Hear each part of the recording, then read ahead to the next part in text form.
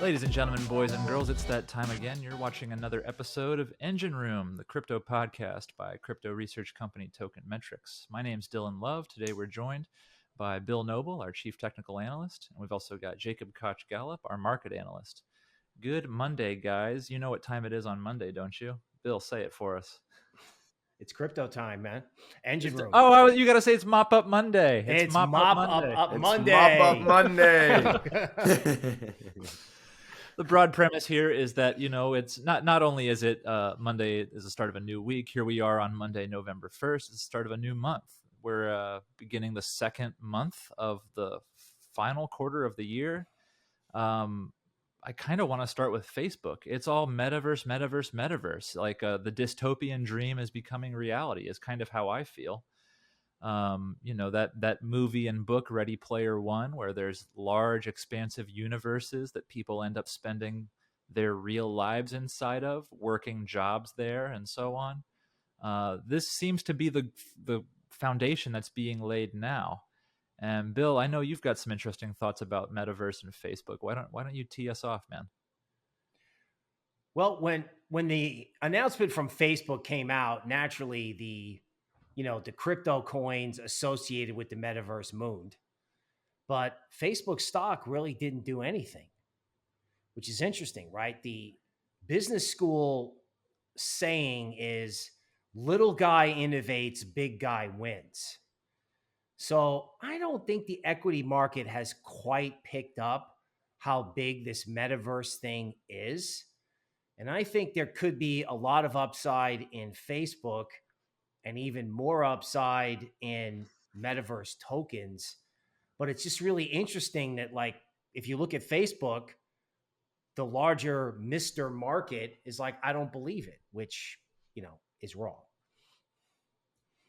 Yeah, what should have happened? Like if it sounds like you're saying on the news of Facebook going all metaverse, a stock picker should be loving Facebook stock and buying it up, but the price didn't really that didn't happen. No, right. In other words, the equity market has not acknowledged the theme yet. Okay. Right? Well, that makes a lot of sense to me, because this is the same market that only recently decided we could have a Bitcoin futures ETF. Okay. So the notion of a company designing a virtual reality universe, that seems just as far-fetched, as Bitcoin 10 years ago. So, right. And if you use your imagination, as with Bitcoin, can you imagine what happens when the broader world catches on to the metaverse? Right? Like, we think it's hot because we're in crypto, but and all my experience working in the technology industry tells me that this is mostly inevitable. It's going to happen. It's just a question of what will be the rate of adoption. For how long will you be a weirdo for having a VR headset and spending multiple hours a day inside of it? This is already happening, by the way. It's just not happening in a metaverse context. People are already spending hours and hours and hours playing VR games. And many times they're doing it socially. But we just have yet to see that fully immersive metaverse context. And it's coming. It's coming. So hold on to your hats. Yeah, I think personally the Facebook's meta announcement is bullish for crypto. I mean, as I spoke with people around my university, they said, "Oh, that's so cringy. They're just riding a trend. Oh, Facebook's an evil company," which is debatable, but probably is. But the fact of the matter is, this is a almost $1 trillion company now adopting metaverses, adopting crypto, adopting blockchain. Not directly, they haven't announced it yet, but they will. And I think this is extremely bullish for metaverse, crypto, and crypto as a whole. Yeah, metaverse gets you to a place where it doesn't matter what you physically look like. It doesn't matter where you're from. Your politics don't matter. And I'm just echoing you, Jacob. All these things come together and say, well, what's the means of exchange? Well, it's got to be crypto, where we've already established that, even governments can't stop it. So if people are going to transact with each other in the metaverse, probably the most common sense thing is going to be some kind of crypto thing. Facebook is surely going to want it to be their crypto thing.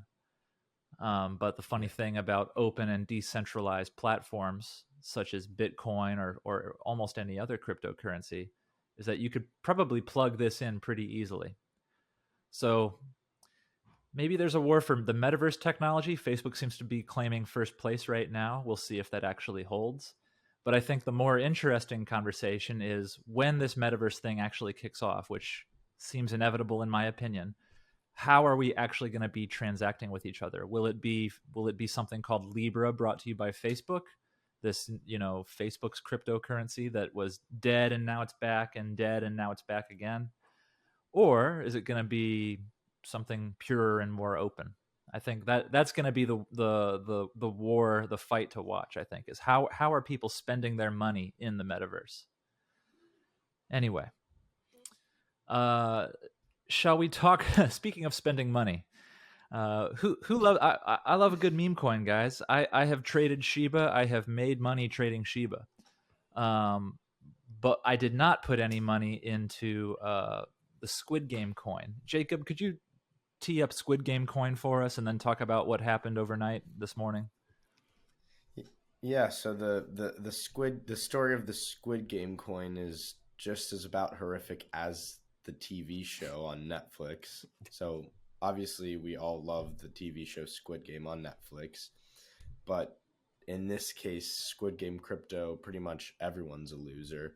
So what happened was this meme-esque Squid Game play to earn digital token appeared, I think it was last week, and the premise of it is users could play 6 online games to win NFTs that allow them to play the next round. And these 6 games are the same exact games in the Netflix series. So you have Red Light, Green Light, the Glass Stepping Stones, and lastly the Squid Game with 3 other games. And you use your Squid tokens and then the NFTs you earn from each round to move to the next round. And the player at the end gets a huge prize. And this consists of how many actual players there are in the game. So listed on the white paper, the pre-sale for the Squid token began on October 20th and apparently sold out in 1 second. That's literally what they said on the white paper. So that was a little sketchy.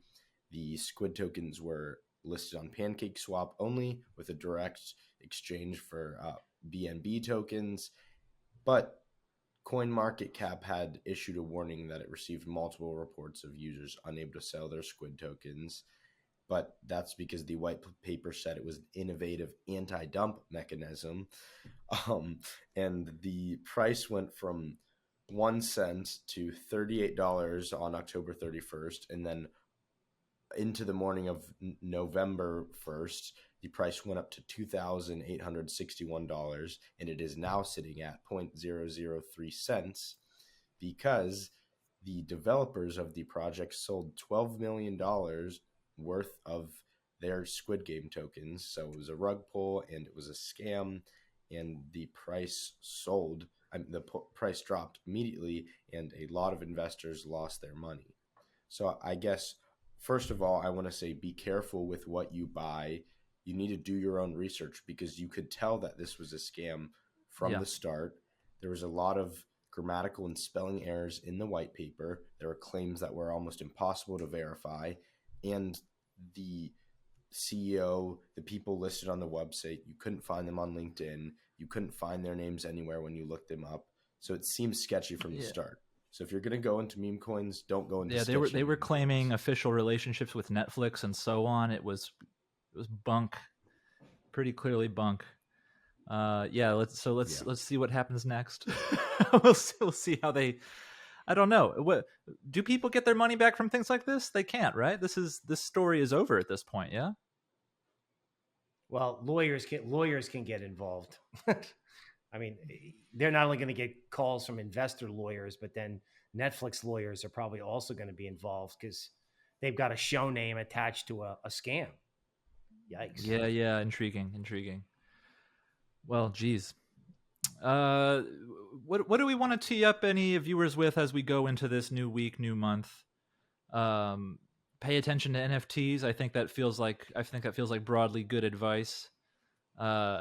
Check the sources on anybody you're thinking about investing in, especially if they're claiming to be linked to a very popular TV show. What other words of wisdom can we tee people up with this week? Well, the market's got to go beyond meme coins, right? Like meme Yeah. coins are great if meme coins, are either at the beginning or the middle of a broader up move, right? But if it's all meme coins, like the reason the scam is scary, scams happen in crypto, but a lot of times they can get people if that's the only trade happening. Like I woke up from Mop Up Monday and I was like, wow, this market should be higher. Now, if you want to go in the other direction and geek out like on legacy, you've got, prices of everything, particularly in Europe, going up like every day. Like food and energy over there is crazy. This could result in changes in interest rates. Like every economist is underestimating inflation and overestimating economic growth. And I don't know if you've been to the grocery store or a restaurant, but if you're in a place that's fully staffed, like a restaurant, the $40 meal is now a $70 meal, right? And then there are restaurants with no staff at all. Like I was in a grocery store and they were over the PA system, basically saying, hi, we're hiring at $14 an hour. Parentheses, if you guys want to eat at Christmas and Thanksgiving, you better come apply because there isn't going to be anybody to work here. So yeah. Crypto should be hedging against inflation unless inflation becomes some sort of monster, in which case you have to, maybe give yourself a little time to reflect and wait. We never talk about this in crypto. We never talk about waiting and seeing. Mm-hmm. Three or 4 days of waiting. Bill, you're making me think of a half-formed idea I have that, I think a lot of people come to crypto because they're sold on the promise of making life-changing money, immediately, overnight perhaps. But everything I know about money tells me that any money you can make overnight, you're just as bound to lose it overnight. And I think we have a fun little example of this in the Squid Game token. People were aping into this because it seemed like a surefire way to make a buck. And it worked. Right. It worked until it didn't. And it was never going to work. So yeah, if I could put a point on that, it's whatever money you can make quickly, you're going to lose it just as quickly. You can lose it just as quickly. There's nothing, the most life-changing money, making it is not sexy. It happens slowly and it requires patience. And if it's not too forward of me to throw Warren Buffett out there, it's about time in the market versus timing the market. I think the same can apply to crypto. It just happens to be a much more volatile market. Right, and it applies to both investing and trading. So for the week, that's probably the theme: patience. Yeah. There you go, ladies and gentlemen. This has been another episode of Mop Up Monday on the Engine Room by Token Metrics. Do yourselves a favor, do us a favor, go ahead and subscribe to Token Metrics on YouTube. Tell people about the podcast, download it, listen to it on the go. We are here 3 days a week for you to help you make money in crypto, and we'll see you Monday. Hey, I think we can tease this now. We've got our very first podcast guest booked for Wednesday. So do be sure to catch us then. And I'm expecting a pretty interesting and enlightening conversation with our guest on Wednesday. So we hope to see you guys there.